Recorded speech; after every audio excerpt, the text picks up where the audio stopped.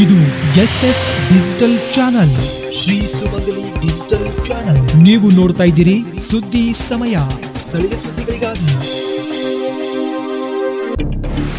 ಸುದ್ದಿ ಸಮಯದ ಪ್ರಾಯೋಜಕರು Mahalakshmi jewellers, gold hub, main road, Kalaburagi.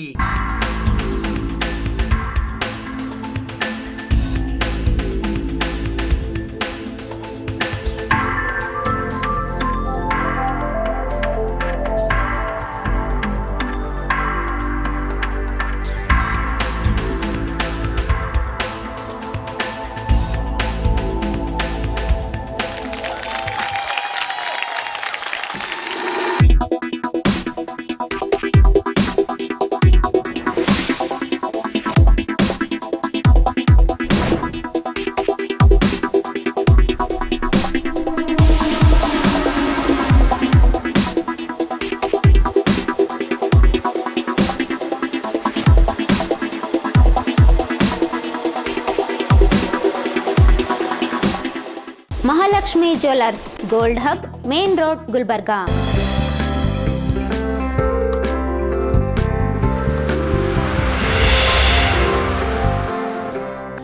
ಸುದ್ದಿ ಸಮಯಕ್ಕೆ ಸ್ವಾಗತ. ನಾನು RJ ಮಂಜು ಹಿರೋಳಿ. ಶ್ರೀ ಶಿವಶರಣ ಹರಳಯ್ಯ ಸಮಗಾರ ಮಚಗಾರ ಸಮಾಜ ಜಿಲ್ಲಾ ಘಟಕ ಕಲಬುರಗಿ ವತಿಯಿಂದ ಕಲಬುರಗಿ ನಗರದ ಹೊಸ ಜೇವರ್ಗಿ ರಸ್ತೆಯ ರಾಮಮಂದಿರ ಹಿಂದುಗಡೆ ಇರುವ ಮಾನ್ಕರ್ ಲೇಔಟ್ನಲ್ಲಿನ ಹರಳಯ್ಯ ಸಮಾಜ ಭವನದಲ್ಲಿ ಪ್ರತಿಭಾ ಪುರಸ್ಕಾರ ಹಾಗೂ ಸನ್ಮಾನ ಸಮಾರಂಭ ಹಮ್ಮಿಕೊಳ್ಳಲಾಗಿತ್ತು. ಶ್ರೀ ಶಿವಶರಣ ಹರಳಯ್ಯ ಸಮಗಾರ ಮಚಗಾರ ಸಮಾಜ ಜಿಲ್ಲಾ ಘಟಕ ಕಲಬುರಗಿಯ ವತಿಯಿಂದ 2022-23 ಮತ್ತು 2023-24ನೇ ಸಾಲಿನ SSLC ಮತ್ತು PUC ಪರೀಕ್ಷೆಯಲ್ಲಿ ಉತ್ತಮ ಶ್ರೇಣಿಯಲ್ಲಿ ಉತ್ತೀರ್ಣರಾದ ವಿದ್ಯಾರ್ಥಿಗಳಿಗೆ ಪ್ರತಿಭಾ ಪುರಸ್ಕಾರ ಮತ್ತು ಗಣ್ಯರಿಗೆ ಸನ್ಮಾನ ಸಮಾರಂಭವು ರವಿವಾರ ದಿನಾಂಕ 29 ಸೆಪ್ಟೆಂಬರ್ 2024ರಂದು ಬೆಳಗ್ಗೆ 11:30 ಗಂಟೆಗೆ ಕಲಬುರಗಿ ನಗರದ ಜೇವರ್ಗಿ ರಸ್ತೆಯ ರಾಮಮಂದಿರ ಹಿಂದುಗಡೆ ಇರುವ ಮಾನ್ಕರ್ ಲೇಔಟ್ ನಲ್ಲಿನ ಹರಳಯ್ಯ ಸಮಾಜ ಭವನದಲ್ಲಿ ಜರುಗಿತು. ಈ ಸಮಾರಂಭಕ್ಕೆ ಮುಖ್ಯ ಅತಿಥಿಗಳಾಗಿ ಕಲಬುರಗಿ ದಕ್ಷಿಣ ಮತಕ್ಷೇತ್ರದ ಶಾಸಕರು ಹಾಗೂ ಶಾಸಕಾಂಗ ಪಕ್ಷದ ಕಾರ್ಯದರ್ಶಿಗಳಾದ ಅಲ್ಲಮಪ್ರಭು ಪಾಟೀಲ್, ಕಲಬುರಗಿ ಗ್ರಾಮೀಣ ಮತಕ್ಷೇತ್ರದ ಶಾಸಕರಾದ ಬಸವರಾಜ್ ಮತ್ತಿಮಡು ಹಾಗೂ ವಿಧಾನ ಪರಿಷತ್ತಿನ ಸದಸ್ಯರು ಹಾಗೂ ಹೈದರಾಬಾದ್ ಕರ್ನಾಟಕ ಶಿಕ್ಷಣ ಸಂಸ್ಥೆಯ ಅಧ್ಯಕ್ಷರಾದ ಶಶಿಲ್ ಜಿ ನಮೋಶಿ ಅವರು ಆಗಮಿಸಿದ್ದರು. ಸನ್ಮಾನಿತರಾಗಿ ವಿಧಾನ ಪರಿಷತ್ತಿನ ಸದಸ್ಯರಾದ ತಿಪ್ಪಣ್ಣಪ್ಪ ಕಮಕ್ನೂರ್ ಆಗಮಿಸಿದ್ದರು. ಅತಿಥಿಗಳಾಗಿ LRDE DRDO ಬೆಂಗಳೂರಿನ ಹಿರಿಯ ವಿಜ್ಞಾನಿಗಳಾದ ಡಾಕ್ಟರ್ DG ರಾವ್ ಆಗಮಿಸಿದ್ದರು. ಅಧ್ಯಕ್ಷತೆಯನ್ನು ಶ್ರೀ ಶಿವಶರಣ ಹರಳಯ್ಯ ಸಮಗಾರ ಮಚಗಾರ ಸಮಾಜ ಜಿಲ್ಲಾ ಘಟಕ ಕಲಬುರಗಿ ಅಧ್ಯಕ್ಷರಾದ ಕಾಶಿರಾಯ S ನಂದೂರ್ಕರ್ ವಹಿಸಿದ್ದರು. ಈ ಸಮಾರಂಭದಲ್ಲಿ ಪ್ರಧಾನ ಕಾರ್ಯದರ್ಶಿಗಳಾದ ವೀರಭದ್ರಪ್ಪ ಹೆಬ್ಬಾಳ್ ಸೇರಿದಂತೆ ಉಪಾಧ್ಯಕ್ಷರುಗಳಾದ ಚಂದ್ರಕಾಂತ್ ಗೊಬ್ಬೂರ್ಕರ್, ಶಿವಶರಣಪ್ಪ ಜಿ ದೊಡ್ಡಮನಿ, ಶಿವರಾಯ S ಕಟ್ಟಿಮನಿ, ಖಜಾಂಚಿಗಳಾದ ರಾಮಚಂದ್ರ ಗೋಳ, ಸಂಘಟನಾ ಕಾರ್ಯದರ್ಶಿಗಳಾದ Mylari Y ಶಳಗಿ, ಸದಸ್ಯರುಗಳಾದ doctor ಅಂಬರಾಯ S Rudrawadi ಹಾಗೂ ಪ್ರಭು ಟಿ ಕಣ್ಣೂರ್ ಸೇರಿದಂತೆ ಸಮಾಜದ ಅನೇಕ ಜನರು ಉಪಸ್ಥಿತರಿದ್ದರು. ಅವನಿಗೆ ಸಮಾಜದ ವತಿಯಿಂದ ಅಭಿನಂದನೆ ಸಲ್ಲಿಸ್ತೇನೆ. ಮತ್ತು ಇದು ಖರೀದಿ ಮಾಡ್ತಕ್ಕಂಥ ಸಂದರ್ಭ ಬಂದಾಗ 15 ಲಕ್ಷ ರೂಪಾಯಿ ಅನುದಾನವನ್ನು ಎಷ್ಟು ಕೊಟ್ಟಿದ್ದೀವಿ ಅದನ್ನ ಹೇಳಕತ್ತಿಲ್ಲ. ಮತ್ತು 15 ಲಕ್ಷ ರೂಪಾಯಿ ಕೂಡ ಕೊಟ್ಟಿದ್ದಾನೆ. ಇದರಿಂದ ನಾನು ಬೆಳಿಬೇಕು, ಸಮಾಜನೂ ಬೆಳಿಬೇಕು, ಸಮಾಜಕ್ಕೆ ಶಕ್ತಿಯಾಗಿದ್ದು ಸಮಾಜ ಇದ್ದಾಗ ಮಾತ್ರ ನನಗೆ ಗಟ್ಟಿಯಾಗಿರ್ತೀನಿ ಎಂಬ ಭಾವನೆಯಿಂದ ನಿಮ್ಮ ಸಮಾಜಕ್ಕೆ ಅವರು ಹಗಲಿರಳು ಮತ್ತು ಅವ್ರ ಮಡದಿಯವರಿಬ್ಬರೂ ಕೂಡ ಪ್ರಯತ್ನ ಮಾಡ್ತಾ ಇದ್ದಾರೆ. ಸಮಾಜ ದೊಡ್ಡದು, ಸಮಾಜಕ್ಕಿಂತ ನಾವು ಯಾರು ದೊಡ್ಡವರಲ್ಲ. ಅದಕ್ಕಾಗಿ ಸಮಾಜದ ಪೂರ್ಣ ಪ್ರಮಾಣದಲ್ಲಿ ಬೆಂಬಲವಾಗಿ ಅವರ ರಾಜಕೀಯ ಜೀವನಕ್ಕೆ ಶಕ್ತಿಯಾಗಿರಬೇಕು ಎಂಬ ಮಾತನ್ನು ಕೂಡ ಈ ಸಂದರ್ಭದಲ್ಲಿ ಹೇಳಿ, ತಿಪ್ಪಣ್ಣವ್ರು ಬೇಗ ಬಂದಿದ್ದಾರೆ. ಪಾಪ ಅವರು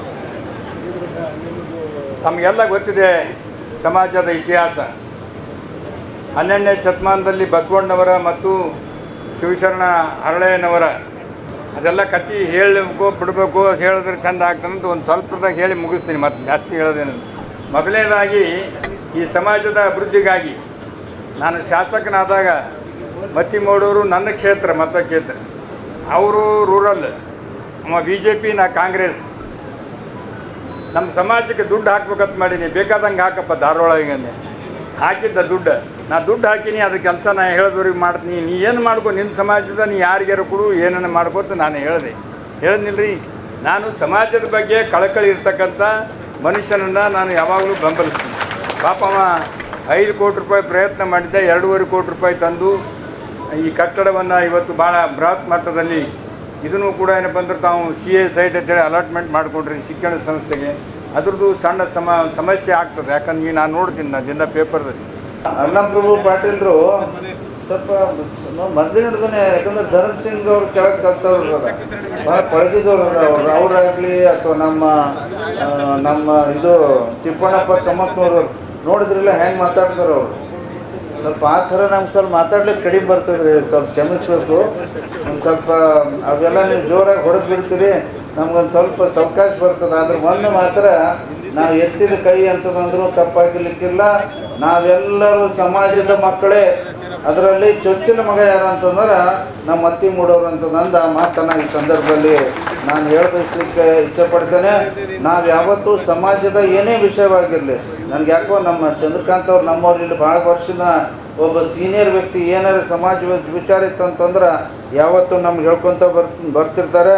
ಇವತ್ತು ನಂದೂರ್ಕರ್ ಅವರಾಗಲಿ ಅಥವಾ ಬೇರೆಯವ್ರಿಗೆಲ್ಲ ಸಮಾಜದ ಗಣ್ಯರು. ನಮ್ಗೆ ಯಾಕೋ ನಮ್ಮ ಕಟ್ಟಿಮನೆ ನಮ್ಮ ಮಾಸ್ತರ್ ಕಾಣಲ್ವೇನ, ನಮ್ಮ ವಿಶ್ವನಾಥ್ ಕಟ್ಟಿಮನೆ.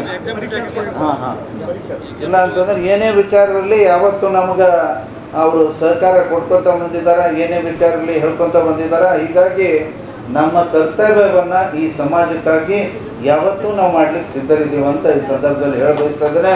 ಈಗಾಗಲೇ ನಾವು ವರ್ಷದಂತೆ ಈ ವರ್ಷವೂ ಕೂಡ ಮಾಡ್ಕೊತ ಬಂದಿದ್ದೇವೆ. ಆದರೂ ಇನ್ನೂ ಕೂಡ ಹೆಚ್ಚಿನ ಮಟ್ಟದಲ್ಲಿ ಕೂಡ ನಾವು ಈಗಾಗಲೇ ಡಿಗ್ರಿ ಓದೋರಿಗೂ ಕೂಡ ಆಗಬೇಕು ಅಂತಕ್ಕಂಥದ್ದು ಕೂಡ DJ ರಾವ್ ಅವರು ಕೂಡ ಹೇಳಿದರು. ಮುಂದಿನ ದಿನಗಳಲ್ಲಿ ಕೂಡ ಏನಿದ್ರು ಕೂಡ ನಾವೆಲ್ಲರೂ ಒಗ್ಗಟ್ಟಾಗಿ ಕೆಲಸಗಳು ಮಾಡ್ತಕ್ಕಂಥದ್ದು ಸಮಾಜ ಅಧ್ಯಕ್ಷರ ನೇತೃತ್ವದಲ್ಲಿ ಕೂಡ ನಾವೆಲ್ಲರೂ ಮಾಡಬೇಕಾಗಿದೆ ಅಂತಕ್ಕಂಥದ್ದು ಕೂಡ ನಿಮ್ಗೆ ಹೇಳಬೇಕಾಗಿದೆ. ಹೋದ ಸಲ ಇದೇ ಕಾರ್ಯಕ್ರಮದಲ್ಲಿ ಬಂದಾಗ ನಾನು ಹೇಳಿದೆ, ಇನ್ನೂ ಕೂಡ ಸಮಾಜ ಕೂಡ ಇನ್ನೂ ಕೂಡ ಅನೇಕ ಕೆಲಸಗಳು ಮಾಡೋದಿದೆ, ಮುಂದಿನ ದಿನಗಳಲ್ಲಿ ಮಾಡ್ತೀನಿ ಅಂತಂದಾಗ ನಿಮ್ಮೆಲ್ಲ ಆಶೀರ್ವಾದ, ವೇದಿಕೆ ಮೇಲಿದ್ದಂಥ ಎಲ್ಲರ ಆಶೀರ್ವಾದದಿಂದ ಈ ಗ್ರಾಮೀಣ ಮತಕ್ಷೇತ್ರದಿಂದ ನನಗೆ 2ನೇ ಬಾರಿ ಶಾಸಕರು ಮಾಡಿಕೊಟ್ಟಿರೋಂತಕ್ಕಂಥದ್ದು ಕೂಡ ಯಾವತ್ತೂ ಕೂಡ ನಾನು ಮರಲಿಕ್ಕೆ ಆಗೋದಿಲ್ಲ ಅಂತಕ್ಕಂಥದ್ದು ಕೂಡ ಇವತ್ತು ನಿಮ್ಗೆ ಹೇಳಬೇಕಾಗಿದೆ. ದಿನಾಂಕ ಇಂದು 29/9/24 ಇವತ್ತು ಗುಲ್ಬರ್ಗ ಜಿಲ್ಲೆಯ ಶಿವಶರಣ ಹಳೆಯ ಸಮಾಜ ವತಿಯಿಂದ ಪ್ರತಿಭಾ ಪುರಸ್ಕಾರ ಕಾರ್ಯಕ್ರಮವನ್ನು ಹಮ್ಮಿಕೊಂಡಿದ್ದೇವೆ. ಈ ಕಾರ್ಯಕ್ರಮವನ್ನು ಯಶಸ್ವಿಯಾಗಿ ಎಲ್ಲ ಮಕ್ಕಳು ಬಂದು ಒಂದು ನಿಗದಿತ ಸಮಯಕ್ಕೆ ಬಂದು ತಮ್ಮ ಏನು ಸನ್ಮಾನವನ್ನು ಸ್ವೀಕರಿಸಿಕೊಂಡಿದ್ದಕ್ಕಾಗಿ ಎಲ್ಲರಿಗೂ ಅಭಿನಂದನೆಗಳು. ಅದೇ ರೀತಿಯಾಗಿ ನಮ್ಮ ಸಮಾಜದ ಎಲ್ಲ ಗೌರವಾನ್ವಿತ ಕಾರ್ಯಕಾರಿ ಸಮಿತಿ ಸದಸ್ಯರು ಈ ಒಂದು ಕಾರ್ಯಕ್ರಮವನ್ನು ಯಶಸ್ವಿಗೊಳಿಸೋದಕ್ಕೆ ಅವರಿಗೂ ಕೂಡ ಅಭಿನಂದನೆಗಳು. ಗುಲ್ಬರ್ಗ ಜಿಲ್ಲೆಯ ಎಲ್ಲ ಸಮಸ್ತ ನಮ್ಮ ಸಮಾಜ ಬಾಂಧವರಿಗೆ ಈ ಕಾರ್ಯಕ್ರಮವನ್ನು ಯಶಸ್ವಿಗೊಳಿಸಿದ್ದಕ್ಕಾಗಿ ಹೃತ್ಪೂರ್ವಕವಾಗಿ ಮತ್ತೊಮ್ಮೆ ಅವರಿಗೆ ಅಭಿನಂದನೆಗಳು. ಸೇವಾ ಭಾರತಿ ಟ್ರಸ್ಟ್ ವತಿಯಿಂದ ಸೇವಾ ಭಾರತಿ ರಜತ ಮಹೋತ್ಸವದ ಉದ್ಘಾಟನಾ ಸಮಾರಂಭವು ಕಲಬುರಗಿ ನಗರದ ಸಾರ್ವಜನಿಕ ಉದ್ಯಾನವನದಲ್ಲಿ ಇರುವ ವೀರಶೈವ ಕಲ್ಯಾಣ ಮಂಟಪದಲ್ಲಿ ಜರುಗಿತು.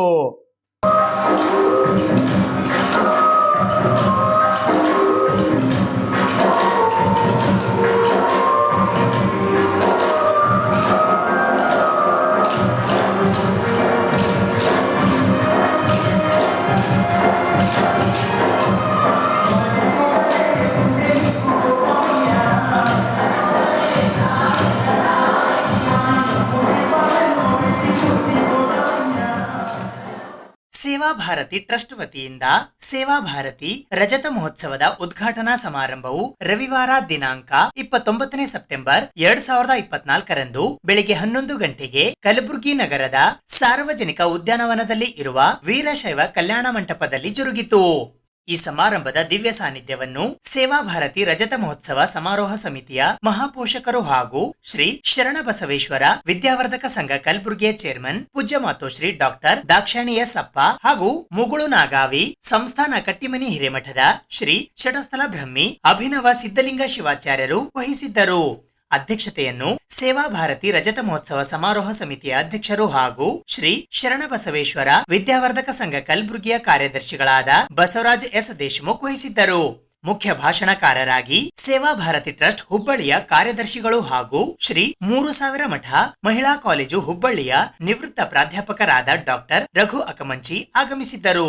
ಮುಖ್ಯ ಅತಿಥಿಗಳಾಗಿ ಶರಣಬಸವ ವಿಶ್ವವಿದ್ಯಾಲಯ ಕಲಬುರಗಿಯ ವೈಸ್ ಚಾನ್ಸಲರ್ ಅನಿಲ್ ಕುಮಾರ್ ಬಿಡವೆ ಹಾಗೂ ಸೇವಾ ಭಾರತಿ ಟ್ರಸ್ಟ್ ಹುಬ್ಬಳ್ಳಿಯ ಅಧ್ಯಕ್ಷರು ಹಾಗೂ ಹುಬ್ಬಳ್ಳಿ ಶಾಮಿಯಾನ ಹುಬ್ಬಳ್ಳಿಯ ಮಾಲೀಕರಾದ ಪೂರ್ಣಚಂದ್ರರಾವ್ ಬಾಬುರಾವ್ ಘಂಟಸಾಲ್ ಆಗಮಿಸಿದ್ದರು. ಈ ಸಮಾರಂಭದಲ್ಲಿ ಸೇವಾ ಭಾರತಿ ಟ್ರಸ್ಟ್ ಹುಬ್ಬಳ್ಳಿಯ ವಿಶ್ವಸ್ತರು ಹಾಗೂ ಬಂಧು ಪ್ರಿಂಟರ್ಸ್ ಕಲಬುರ್ಗಿಯ ಮಾಲೀಕರಾದ Ramesh G Tippanur, Shri Sai earth movers ಕಲಬುರ್ಗಿಯ ಮಾಲೀಕರಾದ ಅಭಿಲಾಷ್ ಹೇಮನೂರ್, ಸೇವಾ ಭಾರತಿ ರಜತ ಮಹೋತ್ಸವ ಸಮಾರೋಹ ಸದಸ್ಯರು ಹಾಗೂ ಕಲಬುರ್ಗಿಯ ಉದ್ಯಮಿಗಳಾದ ಉಮೇಶ್ ತಳವಾರ್ ಹಾಗೂ ಕಮಲಾಕರ್ ರಾಠೋಡ್ ಉಪಸ್ಥಿತರಿದ್ದರು. ನಮ್ಮ ಅಕ್ಕಮಂಚಿ ಅವರು ಭಾಳ ಚೆನ್ನಾಗಿ ಹೇಳಿದ್ರು. ನಿಜಕ್ಕೂ ಕೂಡ ಧರ್ಮದ ಬೀಡು, ಸೇವೆಗೆ ಇನ್ನೊಂದು ಹೆಸರು ಅಂತಂದರೆ ಅದು ಕಲ್ಯಾಣ ನಾಡು, ವಿಶೇಷವಾಗಿ ಕಲಬುರಗಿಯ ಮಹಾನಗರ ಅಂತಕ್ಕಂಥದ್ದು. ಆಗಲೇ ನಾನು ಹೇಳಿದ ಹಾಗೆ ಪ್ರೀತಿ, ದಯೆ, ಅಂತಃಕರಣೆ ಅಂತಕ್ಕಂಥದ್ದು ವಿವೇಕಾನಂದರು ಹೇಳಿದ ಹಾಗೆ ದೀನ ದೇವೋಭವ, ದರಿದ್ರ ದೇವೋಭವ, ರೋಗಿ ದೇವೋಭವ ಅಂತಕ್ಕಂಥ ವಿಚಾರಗಳನ್ನು ತಮ್ಮ ಬದುಕಿನಲ್ಲಿ ಅಳವಡಿಸಿಕೊಂಡು ದಾನ, ಧರ್ಮ, ಪರೋಪಕಾರ ಮಾಡ್ತಕ್ಕಂಥದ್ದು, ಬಡವನ ಬಾಯಿಗೆ ತುತ್ತು ಅನ್ನವನ್ನು ಇಕ್ತಕ್ಕಂಥದ್ದು, ವಿಧವೆಯ ಕಣ್ಣೀರನ್ನು ಒರೆಸ್ತಕ್ಕಂಥದ್ದು ಒಂದು ನೆಲ. ಅಂಥ ನೆಲ ಯಾವುದಾದ್ರೂ ಇದ್ದರೆ ಅದು ನಮ್ಮ ಕಲಬುರಗಿಯ ಮಹಾನಗರ, ಕಲಬುರಗಿಯ ಜಿಲ್ಲೆ ಅಂತಕ್ಕಂಥ ಮಾತನ್ನು. ಯಾಕೆ ಈ ಮಾತನ್ನು ಹೇಳ್ತಾ ಇದ್ದೀನಪ್ಪ ಅಂತ ಕೇಳಿಕೊಂಡಾಗ ಭಾರತದ ಬಗ್ಗೆ ರವೀಂದ್ರನಾಥ್ ಟ್ಯಾಗೋರ್ ಅವರು ಹೇಳ್ತಾರೆ, ಭಾರತ ದೇಶ ಎಂಥದ್ದು, ಈ ಭಾರತ ದೇಶ ಇಡೀ ವಿಶ್ವಕ್ಕೆ ಜಗದ್ಗುರು ಆಗಬೇಕಾದರೆ ಇಡೀ ವಿದೇಶದವರು ವಿಶ್ವದಲ್ಲಿ ಭಾರತ ದೇಶ ಅಂತಕ್ಕಂಥದ್ದು ಬಹಳಷ್ಟು ಒಂದು ಅಭಿಮಾನದಿಂದ ನೋಡಬೇಕು ಅಂತಂದರೆ ನೀವು ಏನು ಮಾಡಬೇಕು ಅಂತ ಕೇಳಿದಾಗ ರವೀಂದ್ರನಾಥ್ ಟ್ಯಾಗೋರ್ ಅವರು ಹೇಳ್ತಾರೆ, ಭಾರತ ದೇಶದ ಪ್ರತಿಯೊಂದು ಕಣಕಣವೂ ಕೂಡ ನಿಮಗೆ ಅನುಭವ ಆಗಬೇಕು, ಅದರ ಬಗ್ಗೆ ಪರಿಚಯ ಆಗಬೇಕು ಅಂತಂದರೆ ನೀವು ವಿವೇಕಾನಂದರ ಚರಿತ್ರೆಯನ್ನು ಒಂದು ಓದಿದ್ರೆ ಸಾಕು, ಅವರೊಬ್ಬರ ವ್ಯಕ್ತಿತ್ವವನ್ನು ಅರ್ಥ ಮಾಡಿಕೊಂಡ್ರೆ ಸಾಕು, ನಿಮಗೆ ಇಡೀ ಭಾರತ ದೇಶದ ದರ್ಶನ ಆಗ್ತದೆ ಅಂತಕ್ಕಂಥ ಮಾತನ್ನು ಟ್ಯಾಗೋರ್ ಅವರು ಹೇಳ್ತಾರೆ. ಈ ನಮ್ಮ ಸೇವಾ ಭಾರತಿ ಇದನ್ನು ಸೇವಾ ಭಾರತಿ ಏನು ಕೆಲಸ ಮಾಡ್ತಾ ಇದೆ 25 ವರ್ಷಗಳಾದ. ಆದರೆ ಗುಲ್ಬರ್ಗದಲ್ಲಿ 25 ವರ್ಷಕ್ಕಿಂತ ಹೆಚ್ಚಿನ ಕೆಲಸವನ್ನು ಪ್ರಾರಂಭ ಮಾಡಿದೆ. ಸೇವಾ ಭಾರತಿ ಅಂದರೆ ನಿಜವಾಗೂ ಸೇವೆಯನ್ನು ಮಾಡ್ತಾ ಇದ್ದಾರೆ. ಯಾರಿಗೆ ಸೇವೆ ಮಾಡ್ತಾ ಇದ್ದಾರೆ ಅಂದರೆ ಭಾರತೀಯರಿಗೆ, ಅಂದರೆ ಒಳ್ಳೆ ನಾಗರಿಕ ಆಗುವಂಥ ವ್ಯಕ್ತಿಗಳಿಗೆ, ಅಂದರೆ ಸರ್ಕಾರ ಎಲ್ಲಿ ಮುಟ್ಟೋದಿಲ್ಲೋ ಹಂತದಲ್ಲಿ ಹೋಗಿ ಮಕ್ಕಳಲ್ಲಿ ಸ್ಲಮ್ ಏರಿಯಾದಲ್ಲಿ ವಿದ್ಯಾಭ್ಯಾಸ, ಅಂದರೆ ಅವರಿಗೆ ಜ್ಞಾನ, ಅಕ್ಷರ ದಾಸೋಹ ಮತ್ತು ಸಂಸ್ಕಾರವನ್ನು ಕೊಡುವ ಕೆಲಸದಲ್ಲಿ ಮಾಡ್ತಾ ಇದ್ದಾರೆ. ಏಕೆಂದರೆ ಆ ಮಕ್ಕಳಿಗೆ ಕಲಿಸೋದು ಭಾಳ ಮುಖ್ಯ. ಅದೇ ಭಾಳ ದೊಡ್ಡ ಕೆಲಸ. ಆದರೆ ನಮ್ಮ ಗುಲ್ಬರ್ಗದಲ್ಲಿ 25 ಸೆಂಟರ್ಗಳಿದ್ದಾವೆ. ಅಂಥ ಸೆಂಟರ್ಗಳಲ್ಲಿ ಒಂದೊಂದು ಸೆಂಟರ್ದಲ್ಲಿ 25-30 ಮಕ್ಕಳು ಸೇರಿಸಿ ಅವರಿಗೆ ಅಕ್ಷರ ತಿಳುವಳಿಕೆಯನ್ನು ಕೊಟ್ಟು 25 ವರ್ಷಗಳು ಮಾಡಿದ್ದಾರೆ. ಮತ್ತು ನಮ್ಮ ರಮೇಶ್ ಅವರು ಹೇಳಿದ್ರು, ದೊಡ್ಡ ದೊಡ್ಡ ಇಂಜಿನಿಯರ್ ಆಗಿದ್ದಾರೆ, ಡಾಕ್ಟರ್ ಆಗಿದ್ದಾರೆ, ಮತ್ತು ಒಳ್ಳೆ ನಾಗರಿಕರಾಗಿ ಕೆಲಸ ನಿರ್ವಹಣೆ ಮಾಡ್ತಾ ಇದ್ದಾರೆ ಅಂತ ಹೇಳಿದ್ರು. ಸೊಗಸಾಗಿ ತಮ್ಮ ಕಲೆಯನ್ನು ಅರಳಿಸಿ ಬಹಳ ಚೆನ್ನಾಗಿ ಕಾರ್ಯಕ್ರಮ ಕೊಟ್ಟರು. ಇದು ನಮ್ಮ ಸೇವಾ ಭಾರತೀಯ ಒಂದು ಅವ್ರಿಗೇನು ಕಲಿಸಿದ್ದು ಎಷ್ಟು ಚೆನ್ನಾಗಿ ಅರಳಿಸಿದ್ದಾರೆ ಅವರ ಪ್ರತಿಭೆ ಅನ್ನೋಕ್ಕೆ ಇದು ಸೇವಾ ಭಾರತೀಯ ಒಂದು ಉದಾಹರಣೆ ಅಂತ ನಾವು ಹೇಳಲು ನಮಗೆ ಹೆಮ್ಮೆ ಅನ್ನಿಸುತ್ತದೆ. ಸೇವಾ ಭಾರತಿಯವರು ಈ ಮಕ್ಕಳಲ್ಲಿ ಕಲ್ಲಿನಾಗ ಹೂವನ್ನು ಅರಳಿಸಿದ್ದಾರೆ, ಕಷ್ಟದಾಗ ಕಮಲಗಳನ್ನು ಅರಳಿಸಿದಂತೆ ನಮ್ಮ ಮಕ್ಕಳಿಗೆ ಒಳ್ಳೆ ಸಂಸ್ಕೃತಿ ಶಿಕ್ಷಣ ಕೊಟ್ಟು ಅವರಿಗೆ ಅರಳಿಸಿದ್ದಾರೆ. ಇದೆಲ್ಲ ನೋಡಿದರೆ ನಮ್ಮ ಸೇವಾ ಭಾರತೀಯ ಸೇವೆ ಭಾವನೆಯನ್ನು ಎದ್ದು ಕಾಣುತ್ತಾ ಇದೆ ಇದರಲ್ಲಿ. ಹಾಗೆ ಈ ಗುರುಗಳ ಮಾತಾಜಿಯವರು ಕೂಡ ಒಳ್ಳೆ ರೀತಿಯಲ್ಲಿ ನಮ್ಮ ಮಕ್ಕಳಿಗೆ ಶಿಕ್ಷಣ ಸಂಸ್ಕೃತಿಯನ್ನು ಕೊಡುತ್ತಿದ್ದಾರೆ ಅನ್ನೋದಕ್ಕೆ ಇದೇ ಒಂದು ದೊಡ್ಡ ಉದಾಹರಣೆ. ಈ ಮಕ್ಕಳು ಇವೇನು ಚೆನ್ನಾಗಿ ಅಳಿಸಿದ್ದಾರೆ, ಇವೇ ಮಕ್ಕಳು ನಾಳಿನ ದೇಶದ ಶಕ್ತಿ ಮತ್ತು ನಮ್ಮ ಸಂಸ್ಕೃತಿ ಅವ್ರಿಗೆ ಶಿಕ್ಷಣ ಸಂಸ್ಕೃತಿ ಕೊಟ್ಟರೆ ನಮ್ಮ ದೇಶ ಭಾರತದ ಬುನಾದಿ ಶಕ್ತಿಯನ್ನು ತುಂಬಿ ಸೇವಾ ಭಾರತೀಯರು ದೇಶಕ್ಕೆ ಒಳ್ಳೆಯ ಆಸ್ತಿ ಮತ್ತು ಮಕ್ಕಳ ಆಸ್ತಿಯನ್ನು ತಯಾರು ಮಾಡುತ್ತಿದ್ದಾರೆ. ಈ ಕೃತಜ್ಞತೆಗಳು ನಾವೆಲ್ಲರೂ ಸೇವಾ ಭಾರತೀಯ ತಂಡದವರಿಗೆ ಸಲ್ಲಿಸಬೇಕು. ಈ ಶಕ್ತಿನೇ ನಾಳಿನ ದೇಶ ಭದ್ರವಾಗಿ ಉಳಿಯಲು ಈ ಮಕ್ಕಳ ಶಕ್ತಿ ಬಹಳ ಮುಖ್ಯ. ಆ ಮಕ್ಕಳಿಗೆ ಒಳ್ಳೆ ರೀತಿಯಲ್ಲಿ ತಯಾರು ಮಾಡ್ತಾ ಇದ್ದಾರೆ. ಈ ಈ ಮಕ್ಕಳಲ್ಲಿ ಬಹಳ ಸಾಮರ್ಥ್ಯ ಇರುತ್ತದೆ. ಯಾಕಂದರೆ ಇವರು ಮಣ್ಣಾಗ ಬಿಸಿಲಾಗ ಗಾಳಿಗೆ ಅಡ್ಡಾಡಿರ್ತಾರೆ. ಆ ಸಾಮರ್ಥ್ಯ ಹಿಡ್ಕೊಂಡು ಅವರಿಗೆ ಶಕ್ತಿ ತುಂಬಿ ಒಳ್ಳೆ ಸಂಸ್ಕೃತಿ ಮತ್ತು ಒಳ್ಳೆ ಶಿಕ್ಷಣ ಕೊಟ್ಟರೆ ಈ ಮಕ್ಕಳು ಮುಂದೆ ಪ್ರಧಾನಿ ಮತ್ತು ಮಂತ್ರಿಗಳಾಗಲಿ ಯಾವುದೇ ಸಂಶಯ ಇಲ್ಲ ಅಂತ ನಾವು ಹೇಳಬಹುದು. ತೊಗರಿನಾಡಿನಲ್ಲಿ ಜನರೆಡೆಗೆ ಕಾವ್ಯ ತೃತೀಯ ಕವಿಗೋಷ್ಠಿ ಕಲಬುರಗಿ ನಗರದ ಐಡಲ್ ಫೈನ್ ಆರ್ಟ್ ಕಾಲೇಜಿನ ಕಲಾನಿಕೇತನದಲ್ಲಿ ಜರುಗಿತು. ರಂಗಮಂಡಲ ಬೆಂಗಳೂರು ಹಾಗೂ ರಾಷ್ಟ್ರಕೂಟ ಸಾಂಸ್ಕೃತಿಕ ಪ್ರತಿಷ್ಠಾನದ ವತಿಯಿಂದ ಪ್ರತಿ ಜಿಲ್ಲೆ ಹಾಗೂ ಹೊರನಾಡ ಕನ್ನಡ ಪ್ರದೇಶಗಳಲ್ಲಿ ಸ್ಥಳೀಯ ಸಂಘ ಸಂಸ್ಥೆಗಳ ಸಹಕಾರದೊಂದಿಗೆ ಪ್ರತಿ ತಿಂಗಳ 3ನೇ ರವಿವಾರ ಆಯೋಜಿಸುವ ಕವಿಗೋಷ್ಠಿ ಕಾವ್ಯ ಸಂಸ್ಕೃತಿಯಾನ ಮನುಕುಲದ ನೋವಿಗೆ ಮದ್ದಾಗಲಿ ಕವಿತೆಗಳು ಜನಸಾಮಾನ್ಯರ ದನಿಯಾಗಲಿ ಕಾವ್ಯ ಕಲಬುರಗಿ ತೊಗರಿನಾಡಿನಲ್ಲಿ ಜನರೆಡೆಗೆ ಕಾವ್ಯ ತೃತೀಯ ಕವಿಗೋಷ್ಠಿಯು ದಿನಾಂಕ 29 ಸೆಪ್ಟೆಂಬರ್ 2024 ರವಿವಾರದಂದು ಬೆಳಗ್ಗೆ 10 ಗಂಟೆಯಿಂದ ಸಂಜೆ 7:30 ಕಲಬುರಗಿ ನಗರದ ಐಡಲ್ ಫೈನ್ ಆರ್ಟ್ ಕಾಲೇಜಿನ ಕಲಾನಿಕೇತನದಲ್ಲಿ ಜರುಗಿತು. ಈ ಸಮಾರಂಭದ ಸರ್ವಾಧ್ಯಕ್ಷತೆಯನ್ನು ಕರ್ನಾಟಕ ಸಾಹಿತ್ಯ ಅಕಾಡೆಮಿ ಪ್ರಶಸ್ತಿ ಪುರಸ್ಕೃತರಾದ ಸಾಹಿತಿ ಡಾಕ್ಟರ್ ಕಾಶಿನಾಥ್ ಅಂಬಲಗೆ ವಹಿಸಿದ್ದರು. ಉದ್ಘಾಟಕರಾಗಿ ಕೇಂದ್ರ ಸಾಹಿತ್ಯ ಅಕಾಡೆಮಿಯ ಸದಸ್ಯರು ಹಾಗೂ ಹಿರಿಯ ಕವಿಗಳಾದ ಡಾಕ್ಟರ್ ಬಸವರಾಜ ಸಾದರ್ ಆಗಮಿಸಿದ್ದರು. ಪ್ರಾಸ್ತಾವಿಕ ನುಡಿಗಳನ್ನಾಡಲು ಕರ್ನಾಟಕ ನಾಟಕ ಅಕಾಡೆಮಿಯ ಮಾಜಿ ಸದಸ್ಯರಾದ ಡಿಬಿ ಮಲ್ಲಿಕಾರ್ಜುನ ಸ್ವಾಮಿ ಮಹಾಮನೆ ಆಗಮಿಸಿದ್ದರು. ಮುಖ್ಯ ಅತಿಥಿಗಳಾಗಿ ಅವಧಿ ಈ ಮ್ಯಾಗಜಿನ್ ಸಂಪಾದಕರಾದ ಜಿಎನ್ ಮೋಹನ್ ಆಗಮಿಸಿದ್ದರು. ಡಾಕ್ಟರ್ ಶಿವರಂಜನ್ ಸತ್ಯಂಪೇಟೆ ಸ್ವಾಗತಿಸಿದರು. ಮಹಿಪಾಲ ರೆಡ್ಡಿ ಮುನ್ನೂರ್ ನಿರೂಪಣೆ ಮಾಡಿದರು. ಆ ಕಾಲದಲ್ಲಿ ಕಲಬುರಗಿಗೆ ಬರೋದಂದ್ರೆ ಪನಿಷ್ಮೆಂಟ್ ಅನ್ನೋ ಅರ್ಥದಲ್ಲಿ. ನನಗೆ ಕೇಂದ್ರ ವಾರ್ತಾ ಮತ್ತು ಪ್ರಸಾರ ಇಲಾಖೆಯ ಗೆಸ್ಟೆಡ್ ಆಫೀಸರ್ ನೌಕರಿ ಸಿಕ್ಕು ನನ್ನ ಫಸ್ಟ್ ಪೋಸ್ಟಿಂಗ್ ಗುಲ್ಬರ್ಗಾಗೆ ಹಾಕಿದ್ರು. ಮುಗೀತು ಕತೆ ಅಂಥೇಳಿ ಅಲ್ಲಿಂದ ಇಲ್ಲಿ ಬರುವಾಗ ಹತ್ಕೋತ ಬಂದಿದ್ದೆ. ಆದರೆ ಇಲ್ಲಿ ಎಷ್ಟು ಪ್ರೀತಿಯನ್ನು ಕೊಟ್ಟರು ಜನ ಅಂದರೆ ಇಲ್ಲಿಂದ ಟ್ರಾನ್ಸ್ಫರ್ ಆಗಿ ಹೋಗುವಾಗ ಅಷ್ಟೇ ಅಳಬೇಕಾಯ್ತು ನಾನು. ಅಂಥ ಒಂದು ದೊಡ್ಡ ಪ್ರೀತಿಯನ್ನು ಗುಲ್ಬರ್ಗ ಜನ ಕೊಟ್ಟಿದ್ದಾರೆ. ನನ್ನ ಬದುಕಿನ ಹಲವಾರು ಪ್ರಥಮಗಳು ಆರಂಭ ಆಗಿದ್ದೇ ಕಲಬುರಗಿಯಿಂದ. ನನಗೆ ನೌಕರಿ ಸಿಕ್ಕಿದ್ದಿಲ್ಲೇ, ನಾನು ಮದುವೆ ಆಗಿದ್ದಿಲ್ಲಿದ್ದಾಗ, ನನ್ನ ಮೊದಲ ಮಗಳು ಹುಟ್ಟಿದ್ದು ಇಲ್ಲೇ, ನನ್ನ ಮೊದಲನೇ ಕವನ ಸಂಕಲನ ಬಂದಿದ್ದಿಲ್ಲೇ, ನಾನು PhD ಆಗಿದ್ದಿಲ್ಲೇ, ನನಗೆ ರಾಷ್ಟ್ರೀಯ ಪ್ರಶಸ್ತಿ ಬಂದಿದ್ದಿಲ್ಲೇ. ಇಷ್ಟೆಲ್ಲ ಋಣದ ಭಾರವನ್ನು ಈ ಕಲಬುರಗಿ ನೆಲ ನನಗೆ ಅನಿಸಿದೆ. ಹೀಗಾಗಿ ಇಲ್ಲಿ ಬರುವುದಂದರೆ ನಿಜವಾಗೂ ಅದು ತವರಿಗೆ ಬರೋ ಭಾವನೆಯಿಂದಲೇ ಬರ್ತೇನೆ. ನಾವು ಧಾರವಾಡಕ್ಕೆ ಹೋಗುವಾಗ ಅಷ್ಟು ಪ್ರೀತಿ ಇಲ್ಲ, ಕಲಬುರಗಿಗೆ ಬರುವಾಗ ಅಷ್ಟೊಂದು ಪ್ರೀತಿಯನ್ನು ಹೊತ್ಕೊಂತ ಬರ್ತೇನೆ. ಅದಕ್ಕೆ ಬಹುಶಃ ವೃತ್ತಿಗಿಂತ ಹೆಚ್ಚಾಗಿ ವೃತ್ತಿಯೇತರ ಸಂಬಂಧಗಳು ನನಗಿಲ್ಲಿ ಬಹಳ ಪ್ರೀತಿಯನ್ನು ಕೊಟ್ಟಿದ್ವು. ಶಾಂತರಸರಂಥ ಹಿರಿಯ ಕವಿಗಳನ್ನು ಕರೆದಾಗ ತಮ್ಗೆ ಎಷ್ಟು ಜನರಿಗೆ ಗೊತ್ತಿದೆಯೋ ಇಲ್ಲೋ, ಶಿವಶರಣ ಜಾವಳಿ ಪಾಟೀಲ್ ಅಂತ ಒಬ್ಬ ಶ್ರೇಷ್ಠ ಕವಿಗಳಿದ್ರು ಇಲ್ಲಿ. ಬಹುಶಃ ಹುಡುಗಿ ಸರು ರಾಮೇಶ್ವರ್ ಸರ್ ಗೊತ್ತಿರ್ತದೆ. ನಮ್ಮ ಧಾರವಾಡದಲ್ಲಿ ಚಂಪಾ ಅಂತೇನು ಹೇಳ್ತೇವೆ, ಚಂಪಾ ಅವರಿಗೆ ಸರಿದೊರಿಯಾಗಿ ಬರೆಯಬಲ್ಲಂಥ ಶಕ್ತಿ ಸಾಮರ್ಥ್ಯ ಇರುವಂಥ ಕವಿಗಳು ಶಿವಶರಣ ಜಾವಳಿ ಪಾಟೀಲ್ ಅವರು. ಆವಾಗನೇ ಎಮರ್ಜೆನ್ಸಿನಲ್ಲಿ ಅವರು ಆ ಕಾಲದ ಕವಿತೆಗಳನ್ನು ಅವರು ಬರೆದರು. ನಿಜವಾಗೂ ಅದ್ಭುತವಾದ ಕವಿತೆಗಳು, ನೋಡೋಕ್ಕೆ ಅತ್ಯಂತ ಸೌಮ್ಯವಾದ, ಆದರೆ ಅವರ ಕಾವ್ಯ ಅಷ್ಟೇ ಉಗ್ರವಾದದಿಂದ ಕೂಡಿದೆ. ಅಂಥ ಕವಿಗಳ ಸಾಮೀಪ್ಯ. ಅವರು ನಮ್ಮ ಮನೆ ಹತ್ತಿರ ಇದ್ದಿದ್ದರಿಂದ ದಿವಸ ಜಗಳ ಮಾಡ್ತಿದ್ವಿ ನಾವು ಕಾವ್ಯದಲ್ಲಿ, ಸಾಹಿತ್ಯದಲ್ಲಿ. ಸೊ ಸಾಹಿತ್ಯಕ್ಕೆ ಬೇಕಾಗುವಂಥ ಒಂದು ಬುನಾದಿಯನ್ನು ಹಾಕಿದ್ದು ಕೂಡ ಕಲಬುರಗಿ. ಅವಾಗ ಗುಲ್ಬರ್ಗ ಅಂದ್ರೆ ರೂಢಿದೆ ನಮಗೆ, ಈ ಕಲಬುರಗಿ ಆಗಿದೆ. ಇನ್ನೂ ಆಶ್ಚರ್ಯ ಹೇಳ್ತಾನೆ, VG ವುಮೆನ್ಸ್ ಕಾಲೇಜ್ ಎದುರಿಗೆ ಪಾಟೀಲ್ ಅನ್ನೋರು ಒಬ್ಬರ ಮನೆಯಲ್ಲಿ ನಮ್ಮ ಆಕಾಶವಾಣಿ ಇತ್ತು. ಒಂದು ಮನೆಯಲ್ಲಿ ಅವರ ದೇವರ ಕೋಣೆಯಲ್ಲಿ ನನ್ನ ರೂಮ್ ಆಫೀಸು, ಅವರ ಬಾತ್ರೂಮಲ್ಲಿ ಇನ್ನೊಂದು, ಅವರ ಅಡುಗೆ ಮನೆಯಲ್ಲಿ ಇನ್ನೊಂದು, ಹೀಗೆ ಅದನ್ನೆಲ್ಲ ಇಲ್ಲಿ ಬಿಲ್ಡಿಂಗ್ ಕಟ್ಟಿದ್ದೀನಿ. ಲಿಟ್ರಲಿ ಅಲ್ಲಿಂದ ಹೊತ್ಕೊಂಡ್ಬಂದು ಈ ಪಬ್ಲಿಕ್ ಗಾರ್ಡನಿನ ಆಫೀಸಿಗೆ ತಂದ ಸಂತೋಷ ಕೂಡ ನಮ್ಮದು. ಹೀಗೆ ಗುಲ್ಬರ್ಗ ಅನ್ನೋದು ನನ್ನ ಬದುಕಿನ ಪ್ರತಿಯೊಂದು ಇದರಲ್ಲೂ ಹೆಣ್ಕೊಂಡಿದೆ. ಹೀಗಾಗಿ ಧಾರವಾಡದಿಂದ ಈ ಸಂಸ್ಕೃತಿಯನ್ನು ಕಲಬುರಗಿಗೆ ಬಂದದ್ದು ಆ ಕೊಂಡಿಯನ್ನು ಇನ್ನಷ್ಟು ಬಲಗೊಳಿಸ್ತು ಅಂತ ನಾನು ಭಾವಿಸ್ಕೊಳ್ತೇನೆ. ಹೀಗಾಗಿ ನಿಮ್ಮೆಲ್ಲರಿಗೂ ಮೊದಲು ನಾನು ಪ್ರೀತಿಯಿಂದ ನಮಸ್ಕರಿಸ್ತಾ ಇದ್ದೆ. ಇನ್ನು ನನ್ನ ಕೆಲಸ ತುಂಬ ಸುಲಭ. ಈಗ ಆಲ್ರೆಡಿ ಹಸ್ತಾಂತರ ಆಗಿರೋದರಿಂದ ಅದರ ಭಾರ ಹೊರಲು ಯೋಗ್ಯರಿರುವಂಥ ಅಂಬಲ್ಗೆ ಸರ್ ಅದನ್ನು ತಗೊಂಡಿದ್ದಾರೆ. ಆದರೆ ದೀಪ ಅನ್ನೋದು ಭಾರ ಹೊರೋದಲ್ಲ, ಅದು ಹಂಚೋದು ಒಂಥರ. ನಾನು GSS ಅವರ ಕವಿತೆಯೊಂದಿಗೆ ನನ್ನ ಕೆಲವು ಮಾತುಗಳನ್ನು ಹೇಳೋದಕ್ಕೆ ಇಷ್ಟಪಡ್ತೇನೆ. ಹಣತೆ ಅನ್ನೋದು ಬಹಳ ದೊಡ್ಡ ರೂಪಕ.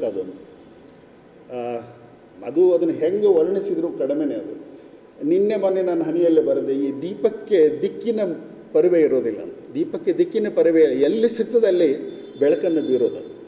ಅಂಥ ಒಂದು ದೊಡ್ಡ ಪ್ರತಿಮೆ ದೀಪ ಅನ್ನೋದನ್ನು ನಾವು ಗಮನಿಸಬೇಕು. ಕಲಬುರಗಿ ನಗರದ ಶಹಾಬಜಾರ್ ಬಡಾವಣೆಯ ಕಟಗರ್ಪುರದಲ್ಲಿ ಇರುವ ಶ್ರೀ ಅನಂತಶಯನ ಬಾಲಾಜಿ ಮಂದಿರದಲ್ಲಿ ಕಲಬುರಗಿ ಜಿಲ್ಲಾ ರಾಜಪೂತ ಸಮಾಜದ ಮಹಿಳಾ ಮಂಡಳದ ಅಧ್ಯಕ್ಷರಾದ ಅನಿತಾ ಸಿಂಗ್ ಸದ್ದಿವಾಲ್ ಅವರ ನೇತೃತ್ವದಲ್ಲಿ ರಾಜಪೂತ ಸಮಾಜದ ಮಹಿಳೆಯರಿಗಾಗಿ ಉಚಿತ ಆರೋಗ್ಯ ತಪಾಸಣಾ ಶಿಬಿರ ಹಮ್ಮಿಕೊಳ್ಳಲಾಗಿತ್ತು. ಕಲಬುರಗಿ ನಗರದ ಶಹಾ ಬಜಾರ್ ಬಡಾವಣೆಯ ಕಟಗರ್ಪುರದಲ್ಲಿ ಇರುವ ಶ್ರೀ ಅನಂತಶಯನ ಬಾಲಾಜಿ ಮಂದಿರದಲ್ಲಿ ಇಂದು ಕಲಬುರಗಿ ಜಿಲ್ಲಾ ರಾಜಪೂತ ಸಮಾಜದ ಮಹಿಳಾ ಮಂಡಳದ ವತಿಯಿಂದ ಅಧ್ಯಕ್ಷರಾದ ಅನಿತಾ ಸಿಂಗ್ ಸದ್ದಿವಾಲ್ ಅವರ ನೇತೃತ್ವದಲ್ಲಿ ರಾಜಪೂತ ಸಮಾಜದ ಮಹಿಳೆಯರಿಗಾಗಿ ಉಚಿತ ಆರೋಗ್ಯ ತಪಾಸಣಾ ಶಿಬಿರ ಏರ್ಪಡಿಸಲಾಗಿತ್ತು. ಈ ಉಚಿತ ಆರೋಗ್ಯ ತಪಾಸಣಾ ಶಿಬಿರದಲ್ಲಿ doctor Bhagyashree S Patil MSFRM, doctor Meeta Angadi MSFRM ಹಾಗೂ doctor Madhura Banale MD ICOG ಇವರು ಭಾಗವಹಿಸುವ ಮೂಲಕ ಮಹಿಳೆಯರಿಗೆ ಉಚಿತ ಆರೋಗ್ಯ ತಪಾಸಣೆ ನಡೆಸಿದರು. ಈ ಸಂದರ್ಭದಲ್ಲಿ ಡಾಕ್ಟರ್ ಅಂಕಿತಾ ಹಜಾರೆ ಅವರು ಕೂಡ ಉಪಸ್ಥಿತರಿದ್ದರು. ವಂಶಿ ಟೆಸ್ಟ್ ಟ್ಯೂಬ್ ಬೇಬಿ ಮತ್ತು ಲ್ಯಾಪ್ರೋಸ್ಕೋಪಿ ಸೆಂಟರ್ ವತಿಯಿಂದ ನಡೆದ ಈ ಉಚಿತ ಆರೋಗ್ಯ ತಪಾಸಣಾ ಶಿಬಿರದಲ್ಲಿ ದಿನಾಂಕ 30ನೇ ಸೆಪ್ಟೆಂಬರ್ ಮತ್ತು 1ನೇ ಅಕ್ಟೋಬರ್ 2024ರಂದು 2 ದಿನಗಳ ಕಾಲ ಬೆಳಗ್ಗೆ 9 ಗಂಟೆಯಿಂದ ಮಧ್ಯಾಹ್ನ 2 ಗಂಟೆಯವರೆಗೆ ಪ್ಯಾಪ್ಸ್ಮಿಯರ್ ಮತ್ತು ಟಿವಿ ಸ್ಕ್ಯಾನ್ ಅನ್ನ ರಿಯಾಯಿತಿ ದರದಲ್ಲಿ ಮಾಡಿಕೊಡಲಾಗುತ್ತದೆ. सबका ध्यान रखते हैं घर पे, पर जब खुद को आता है तो लास्ट में वुमेन्स हेल्थ के बारे में उनको बहुत नेग्लेक्ट करते हैं उनके।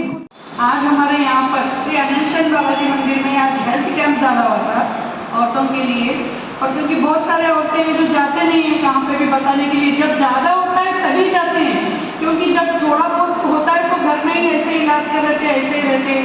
ऐसे सही रहेगा तो महीने में 3 महीने में एक बार ऐसे हमारे यहाँ अनंतशयन मंदिर में कैंप लगना चाहिए, क्योंकि हम चाहते हैं कि सब मिलके हम डॉक्टर्स लोगों को बुलाए वहाँ पे जाके कि हमारे इधर कैंप डालोगे।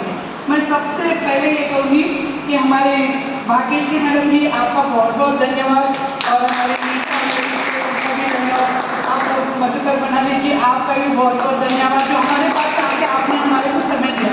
और इसके बाद में और अव्यवस्थी भैया ये हमारे राजपूत समाज के सेक्रेटरी हैं, उनको भी मैं मंच पर बुलाने की बहुत कम बुलाते हैं महिला मंडल वाले हमारे को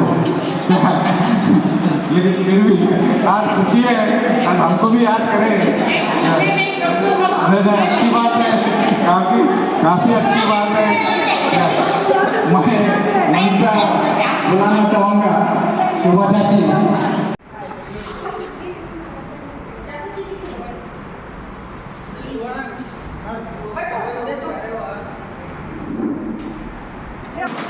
मैडम जी, प्रेसिडेंट साहब आपसे अनुरोध करता हूँ, आज पब्लिक काफ़ी कम है, लेकिन ये 9 दिन के प्रोग्राम में हमारा एक गेट टुगेदर यहाँ पे होता है, और उस दिन मैं समझता हूँ ये डॉक्टर लोगों को अपने लिए संडे का टाइम मिलता डॉक्टर लोगों को, उस पर भी आए हम उनको यहाँ पर बुलाए। डॉक्टर लाइफ क्या बहुत हेक्टिक रहती है संडे आप लोग।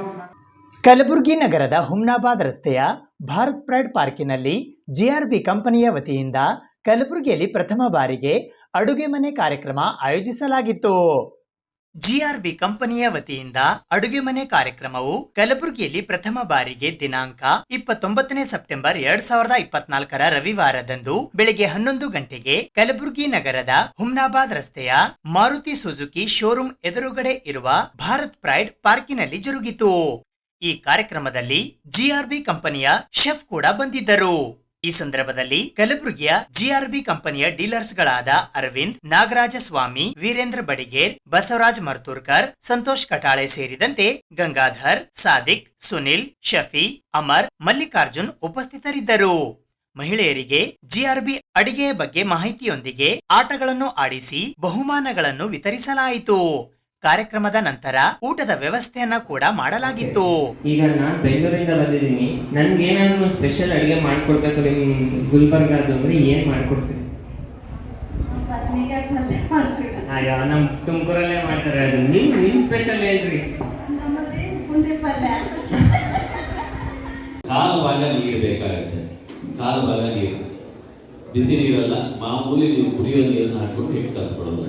ಹಿಟ್ಟನ್ನ ಒಂದೇ ಸರಿ ನೀರಿನ ಮೇಲೆ ಸುರಿಬೇಡಿ, ನೀವು ಎಲ್ಲ ಸುರಿದಿರ್ತೀರಿ ಆ ಜಾಗ ಮಾತ್ರ ಹಿಟ್ಟು ನೀರು ಕುಡಿತಾರೆ ನೋಡಿ. ಜಸ್ಟ್ ಕೈಯಲ್ಲಿ ನೀರು ತಗೊಂಡು ಸ್ಪ್ರಿಂಕಲ್ ಮಾಡಿ, ಕೈಯಲ್ಲಿ ನೀರು ತಗೊಂಡು ಸ್ಪ್ರಿಂಕಲ್ ಮಾಡಿ, ನೀವು ಅಳತೆ ಮಾಡಿ ತಗೊಂಡ್ರು ಕೂಡ ಒಂದೇ ಸರಿ ಸುರಿಬೇಡಿ, 2-3 ಸರಿ ಸ್ಪ್ರಿಂಕಲ್ ಮಾಡಿ ಬೆರಳಲ್ಲಿ ತಿರುಗಿಸಿ, ಅಂಗೈ ಹಾಕಿ ಹಿಟ್ಟನ್ನು ನಾದಬೇಡಿ, ಜಸ್ಟ್ ಬೆರಳಲ್ಲಿ ತಿರುಗಿಸ್ಕೊಳ್ತಾ ಇರಿ.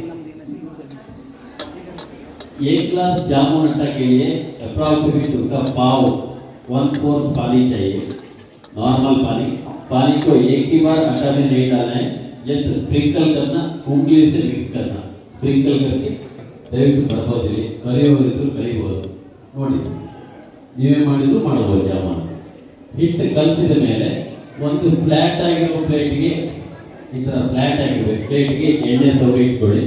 ನೀವು ಒಂದು 25 ಜಾಮೂನು ಮಾಡೋದಿದ್ರೆ ಅಷ್ಟು ಜಾಮೂನನ್ನು ಒಂದೇ ಸರಿ ಕಲಿಲಿಕ್ಕಾಗುತ್ತೆ। ಆ ಎಣ್ಣೆ ಅಥವಾ GRB ತುಪ್ಪ ಯಾವುದನ್ನಾದ್ರೂ ಸವರಿ ಇಟ್ಕೋಬಹುದು। ಬೇಕಾದ್ರೆ ನೀವು ಯಾರಾದ್ರೂ ನೋಡೋಂಗಿದ್ರೆ ಬಂದು ಡೈರೆಕ್ಟ್ ನೋಡ್ಬೋದು ಕೂಡ, ಹೇಗೆ ಕಲಿಸ್ತಿದ್ದಾರೆ ಹೇಗೆ ನಾಲ್ಕಿದ್ದಾರೆ ಅಂತ ನೋಡಿ। ಇವಾಗ ಅಂಗೈಗೆ ಹಿಟ್ಟಾಗಿಲ್ಲ, ಎಷ್ಟು ಬೆರಳಲ್ಲಿ ಮಾತ್ರ ಹಿಟ್ಟು ಕಲಿಸಿದರೆ, ಎರಡು ಕೈಗೆ ಎಣ್ಣೆ ಅಥವಾ GRB ತುಪ್ಪವನ್ನು ಸವರ್ಕೊಳ್ಳಿ। ಹಿಟ್ಟನ್ನು ಒಂದು ಸರಿ ಕ್ಲೀನಾಗಿ ರೋಲ್ ಮಾಡ್ಕೊಳ್ಳಿ। ಆ ಮಾಡೋದ್ರಿಂದ ನೀವು ಪದೇ ಪದೇ ಎಣ್ಣೆ ಮುಟ್ಕೊಳ್ಳೋ ಅವಶ್ಯಕತೆ ಇರಲ್ಲ, ಹಿಟ್ಟು ಕೂಡ ಡ್ರೈ ಆಗಲ್ಲ, ಎಲ್ಲ ಕಡೆ ಎಣ್ಣೆ ಪಸೆ ಇರುತ್ತೆ। ಸಕ್ಕರೆ ಮಾತ್ರ ಕಡಿಮೆ ಹಾಕೋದಕ್ಕೆ ಹೋಗ್ಬೇಡಿ।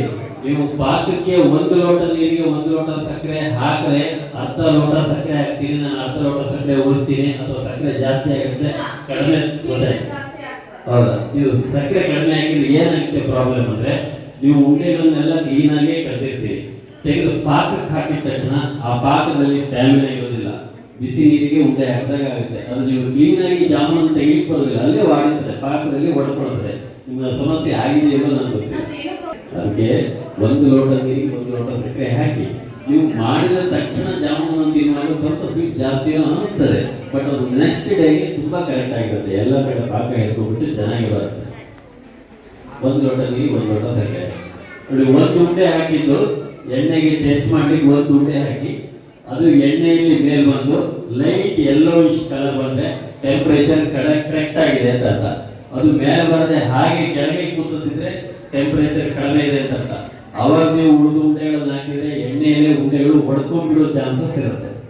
ಆಮೇಲೆ ಹಿಟ್ಟು ಸರಿ ಇಲ್ಲ ಅಂದ್ಬಿಡ್ತೀವಿ, ಎಣ್ಣೆ ತುಂಬಾ ಕಾವು ಕಡಿಮೆ ಇರುವಾಗ ಉಂಡೆಗಳನ್ನ ಹಾಕಿದ್ರೆ ಎಣ್ಣೆಯಲ್ಲಿ ಉಂಡೆಗಳು ಹೊಡ್ಕೊಳ್ತದೆ, ತುಂಬಾ ಜಾಸ್ತಿ ಇರುವಾಗ ಹಾಕಿದ್ರೆ ಹೊರಗಡೆ ಬೆಂದಿರುತ್ತೆ, ಒಳಗಡೆ ಬೆಂದಿರೋದಿಲ್ಲ, ಆ ಬೇಯ್ದೇ ಇರುವ ಭಾಗ ಪಾಕ ಕುಡಿಯೋದಿಲ್ಲ, ಜಾಮೂನು ಗಂಟಾಗುವಂತಾರಲ್ಲ, ಅದಕ್ಕೋಸ್ಕರ 1 ಉಂಡೆ ಹಾಕಿದ್ದು ಎಣ್ಣೆಯಲ್ಲಿ ಬೇರೆ ಬಂದು ಲೈಟ್ ಯೆಲ್ಲೋಯಿಶ್ ಕಲರ್ ಬಂದ್ರೆ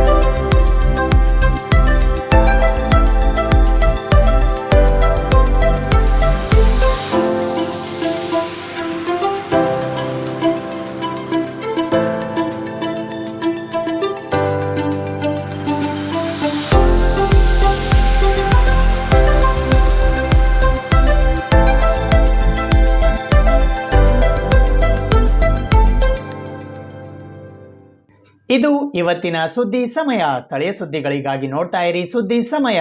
ನಿಮ್ಮ ನೆಚ್ಚಿನ ಸುದ್ದಿ ಸಮಯವನ್ನು ಡೆನ್ ಸೆಟ್ ಆಫ್ ಬಾಕ್ಸ್ನ ಚಾನಲ್ ಸಂಖ್ಯೆ 746ರಲ್ಲಿ ಪ್ರತಿದಿನ ರಾತ್ರಿ 9 ಗಂಟೆಗೆ, ಮರುಪ್ರಸಾರ ರಾತ್ರಿ 10 ಗಂಟೆಗೆ ಮತ್ತು ಮರುದಿನ ಬೆಳಿಗ್ಗೆ 8 ಗಂಟೆ ಮತ್ತು 9 ಗಂಟೆಗೆ ವೀಕ್ಷಿಸಬಹುದು.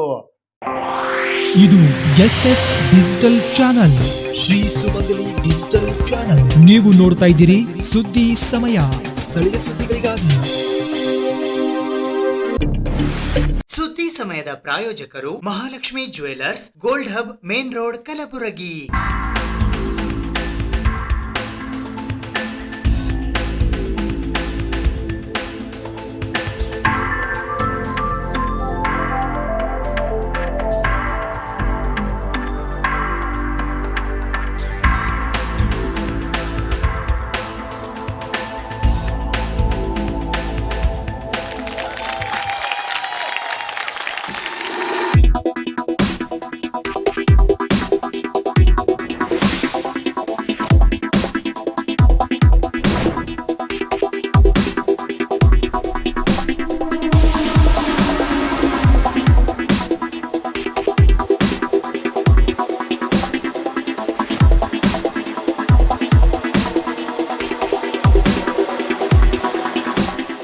Mahalakshmi jewellers gold hub main road Gulbarga.